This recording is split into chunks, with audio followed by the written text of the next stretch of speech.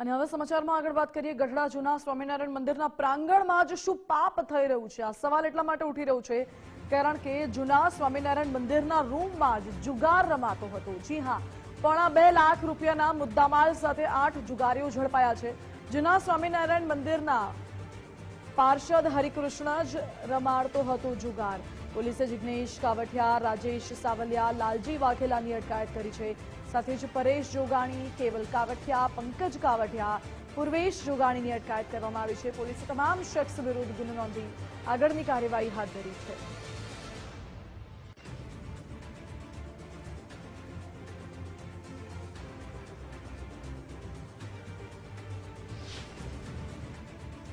મહત્વનું છે કે બોટાદના ગઢડામાં ઝડપાયેલા જુગારધામ પર ચેરમેને પ્રતિક્રિયા આપી છે।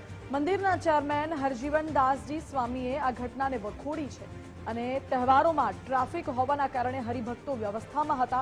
અમારે આવા વ્યક્તિઓ સાથે કોઈ લેવા દેવા નથી। જૂના સ્વામિનારાયણ મંદિરના રૂમમાં જ જુગાર રમાતો હતો।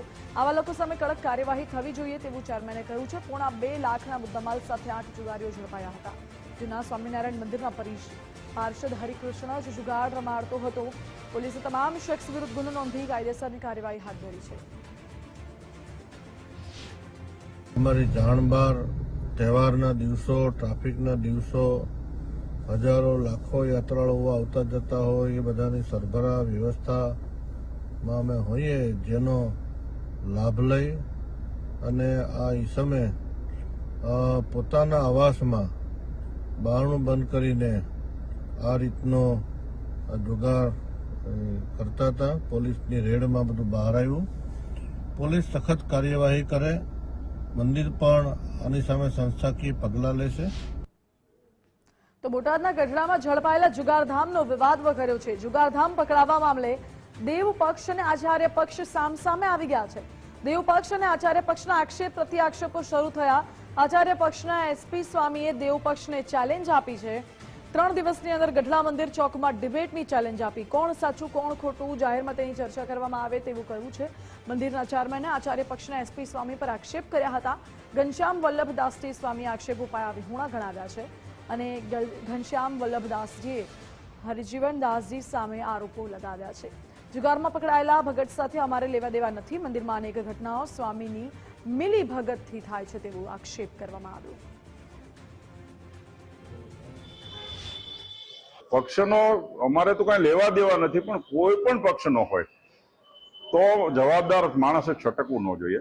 અને એક જ ઘટના નથી બની, અગાઉ વ્યભિચારીઓ ગઢડા મંદિરમાં હરિભક્તો હલ્લા બોલ કર્યા છે, એક પછી એક ઘટનાઓ બની છે, ચોરીઓ થઈ છે, પાપાચાર થાય છે, બીજી બધી ઘણી બધી ઘટનાઓ થાય છે। દરેક ઘટના આ સ્વામીએ મિલીભગત કરી અને ઢાંકી જ છે।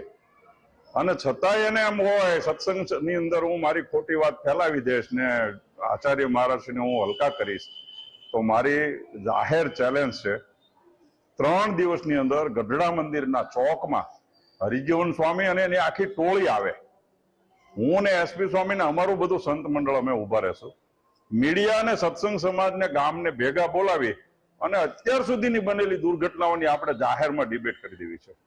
જો સાચા હોય તો આ ચોકમાં આવી અને ડિબેટ કરે, બાકી મીડિયાએ અને સત્સંગ સમાજે અને દુનિયાના માણસે, રાજકીય માણસોએ, અધિકારીઓ જાણી લેવું જોઈએ કે આ જન્મથી ખોટા છે, આને સાચું બોલવાની આદત નથી।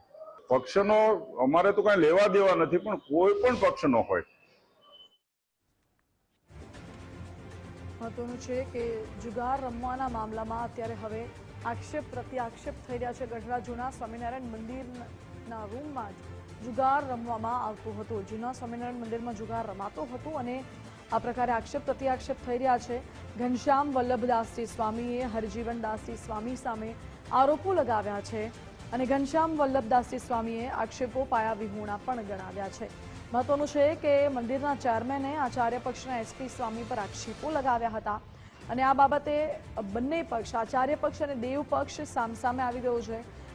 સાથે જ ડિબેટની ચેલેન્જ આપવામાં આવી છે। અત્યારે રાજકારણમાં જે ચેલેન્જની રાજનીતિ તેજ બની રહી છે એ જોતા અત્યારે હવે આમાં પણ ડિબેટની રાજનીતિ જોવા મળી છે। 3 દિવસની અંદર ગઢડા મંદિર ચોકમાં ડિબેટની ચેલેન્જ આપવામાં આવી છે। આચાર્ય પક્ષના એસપી સ્વામીએ દેવ પક્ષને ચેલેન્જ આપી છે। ડિબેટ કરવા માટે જાહેરમાં એટલે સ્પષ્ટ થઈ જાય કે કોણ સાચું કોણ ખોટું છે, જાહેરમાં તેની ચર્ચા કરવામાં આવે તેવી ચેલેન્જ આપી છે અને તેવી માંગ પણ કરી છે.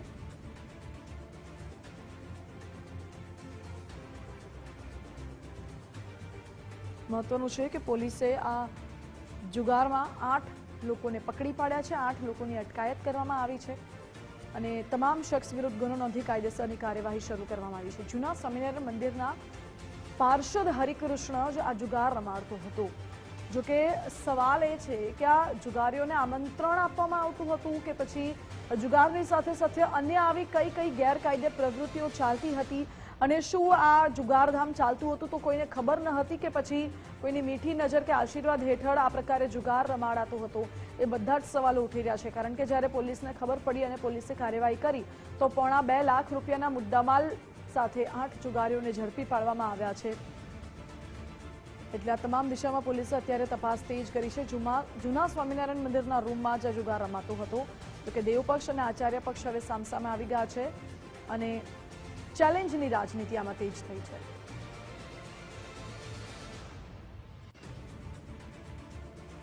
અને આ જ બાબતે અમારી સાથે ઘનશ્યામ વલ્લભદાસજી સ્વામી જોડાઈ ગયા છે. સ્વામીજી, આપનું સ્વાગત છે ગુજરાત ફર્સ્ટમાં. સ્વામીજી, હરજીવન દાસજી સામે આરોપો લગાવ્યા છે અને જાહેરમાં ડિબેટ કરવા માટે ચેલેન્જ આપી છે. જી હેલો. જી જી જી સ્વામીજી, જુગારમાં પકડાયેલા તમે કહ્યું કે એની સાથે અમારે કોઈ લેવા દેવા નથી. જો કે હરજીવન દાસજી સ્વામીએ પણ આપની સમક્ષ આક્ષેપો કર્યા છે. હરિજીવન સ્વામીને આક્ષેપો કરવાની આદત છે, એને જવાબદારીમાંથી છટકી જવું છે. ગઢડા મંદિરની તમામ વ્યવસ્થાની જવાબદારી એની છે. ગઢડા મંદિરમાં સારી નરસી ઘટના બને એના જવાબદારી એ છે. એમની ઉપર આવે એટલે એમને છટકી જવું અને બીજાની સામે આક્ષેપો કરવા એ એમની પરંપરાની આદત છે. એટલે એને અમે બહુ ગંભીરતાથી લઈએ નહીં. પણ મારું કહેવું એવું છે કે સ્વામી જેવા આવી રીતે આક્ષેપો કરવા આદત પડી ગઈ છે તો હવે એકવાર ગોપીનાથજી મહારાજના મંદિરના ગ્રાઉન્ડમાં ગઢડામાં એ સામા આવી જાય ને અમે સામા આવી જાય અને આ એક ઘટનાની નહીં, અગાઉ પણ નાની મોટી ખૂબ બધી ઘટનાઓ બનતી હોય છે. એ બધી ઘટનાઓની ચર્ચા કરી લઈએ એટલે સત્સંગ સમાજ ખોટી વાતમાં ગુમરાહ થતો બંધ થઈ જાય અને દૂધ પાણી જુદું થઈ જાય. અને મને મીડિયા તરફથી પણ મારે વિનંતી છે કે એમને 3 દિવસ પછી પાછો તમે ફોલો કરજો કે સ્વામીજી આવો છો કે નથી આવતા, નકર તમે બધા આવજો, હું એકલો ઉભો રહીશ ગ્રાઉન્ડમાં.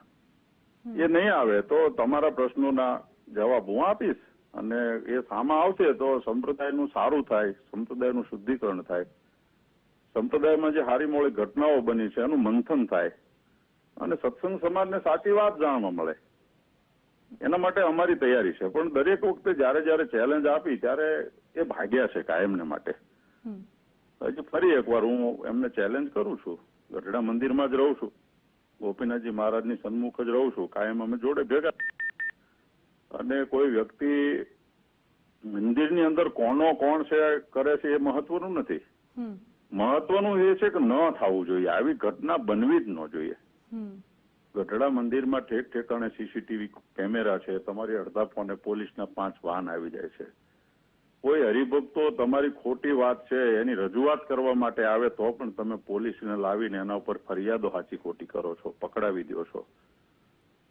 અમને પણ નાની મોટી સાચી ખોટી ધમકીઓ આપતા હો છો, અપાવતા હો છો. તો આટલી મોટી ઘટના ગઢડા મંદિરમાં બની જતી હોય, તમને ખ્યાલ ન હોય. અને હું તો એવું કહું છું કે જે વ્યક્તિ મંદિરના ભગત તરીકે છે એ વ્યક્તિને જ પૂછવું જોઈએ મીડિયાએ કે ભાઈ ખરેખર તું કોણ છો, તું કોનો છો.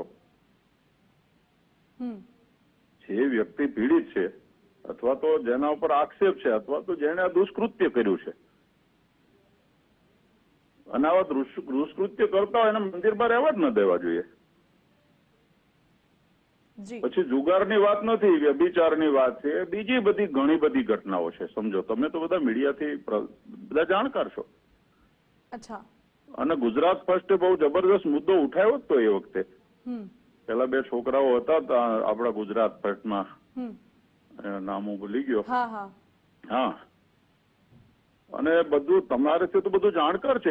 એ હવે જો પક્ષાપક્ષીની જ વાત કરતા હોય સ્વીકારવું જોઈએ કે આ બધા મારા માણસો છે, એના જેવી જ મારી આદત છે, એટલે હું એને છાવરું છું, એને સાચવું છું. જી ઘનશ્યામદાસજી સ્વામી, આપનો ખૂબ ખૂબ આભાર અમારી સાથે જોડાવા માટે. મહત્વનું છે કે ઘનશ્યામદાસજી સ્વામીએ હરજીવનદાસજી સ્વામીને જાહેરમાં ડિબેટ કરવા માટે કહ્યું છે અને સાથે સાથે અનેક આરોપો પણ લગાવ્યા છે કે મુદ્દો ખાલી આ જુગારનો નથી, મુદ્દાઓ અનેક છે.